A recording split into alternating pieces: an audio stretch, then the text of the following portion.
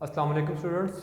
जैसा कि आप लोगों ने कल जो है ICS2 वालों ने जो है 5 क्वेश्चन किया था, ए और बी पार्ट के थे। आज हम क्वेश्चन नंबर 6 स्टार्ट करेंगे और चैप्टर नंबर 10 हमारा चल रहा है नॉर्मल डिस्ट्रीब्यूशन। तो आज हम इसका 6 वाला क्वेश्चन करेंगे। इस क्वेश्चन में कहा जा रहा है in normal distribution with mean 30 and sigma 5।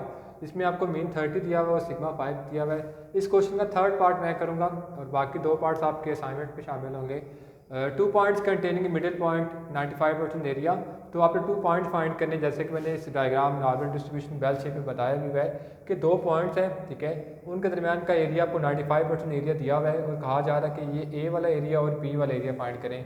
ये लेस का एरिया है और ये ग्रेटर का एरिया, ठीक है। तो इन दोनों के दरमियान 95% एरिया है और ये 2 एरियाज फाइंड करने हैं, ये ए वाला एरिया और बी वाला एरिया हमने फाइंड करना है। तो स्टार्ट करते हैं। Since we know that total probability under the curve is 1, क्योंकि ये हमें पता है कि टोटल जो प्रोबेबिलिटी होती है कर्व के अंडर दिस इज़ 1, ठीक है। तो इस मैं कंसेप्ट को लेके चलूँगा।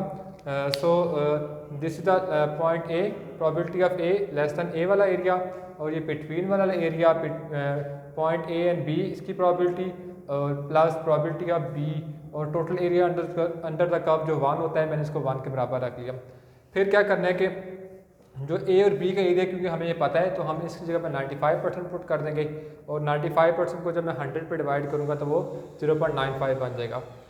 Probability of X plus A plus 0.95 plus probability of x greater than B equals to 1 आ गया। अब ये 0.95 इधर प्लस हो रहा था, उधर जाके 1 में से माइनस हो जाएगा। जब 1 में से माइनस होगा तो ये 0.05 आ जाएगा, ठीक है। तो 0.05। अब probability of x less than A plus probability of X plus greater than B, ये 2 एरियाज आ गए। अब ये दोनों एरिया जो प्लस होके 0.05 के आगे, अब हमने करना क्या है, हमने इसको कहना है this is a symmetrical relationship, कि जितना एरिया ए का है उतना ही एरिया बी का है, ठीक है। तो हमने सिमेट्रिकल रिलेशनशिप यूज़ करना है। हमने कहना है कि प्रोबेबिलिटी ऑफ ए और प्रोबेबिलिटी ऑफ बी दोनों इक्वल है, ठीक है। तो मैं क्या करूँगा कि मैंने प्रोबेबिलिटी ऑफ एक्स को जो लेस दैन ए है और probability of x greater than B है, इन दोनों को मैंने एक ही कर लिया कि मैंने इसको भी probability of x greater than a कह दिया। अब ये probability of x less than a और ये probability of x less than a दोनों प्लस होकर ये 2 बन जाएगा, ठीक है, क्योंकि मैंने सिमेट्रिक आया इसलिए। तो ये 2 probability of x less than A equal to 0.05 आ गया। ये 2 मल्टीप्लाई इधर आके डिवाइड हो जाएगा, ठीक है। जब डिवाइड होगा तो probability of x less than a की जो वैल्यू आ जाएगी 0.025 बन जाएगी, ठीक है।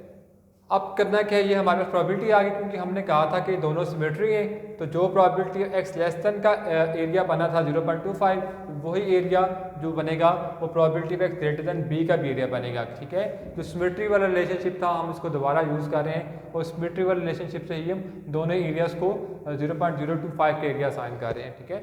तो अब हम इस एरिया को सेपरेटली सॉल्व करेंगे और इस एरिया को सेपरेटली सॉल्व करेंगे। तो मैंने दोनों को इकट्ठा कामा डाल के सॉल्व किया हुआ है, ठीक है स्टूडेंट्स।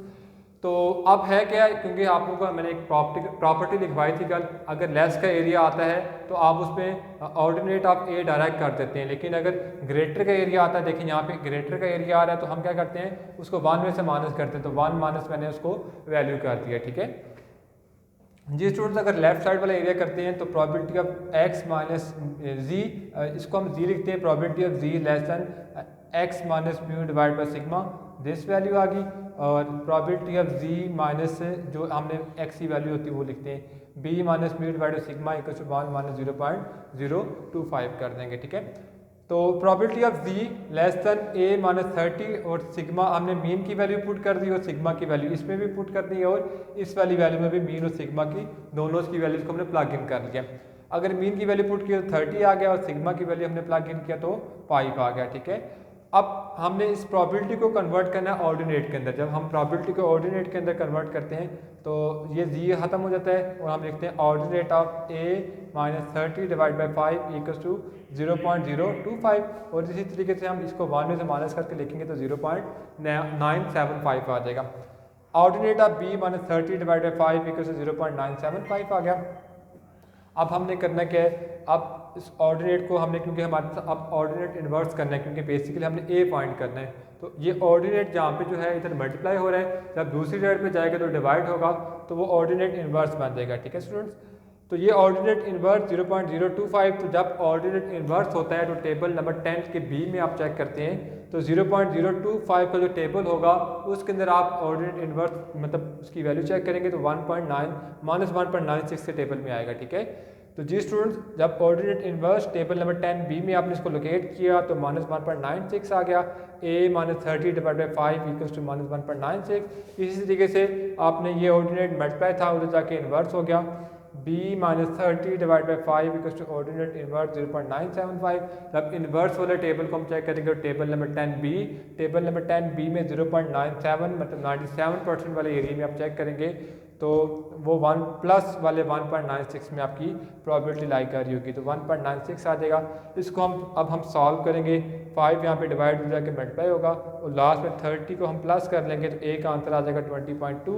और इसी तरीके से हम बी को सॉल्व करेंगे, ये 5 डिवाइड हो रहा है उधर जाके मल्टीप्लाई होगा और लास्ट में 30 उधर जाके प्लस हो जाएगा, तो बी का आंसर 39.8 आ जाएगा। जी स्टूडेंट, इसी तरीके से आपने जो है क्वेश्चन नंबर उसका 6 का ए का फर्स्ट पार्ट करना है और सेकंड पार्ट करना है और इसका बी और सी क्वेश्चन भी आपने सॉल्व करने हैं। तो इसी तरीके से सॉल्व करने हैं। तो अगर जो भी प्रॉब्लम होगा आप मुझसे पूछ सकते हैं। नेक्स्ट लेक्चर के लिए अल्लाह हाफिज़। अल्लाह के बंदे बात करो।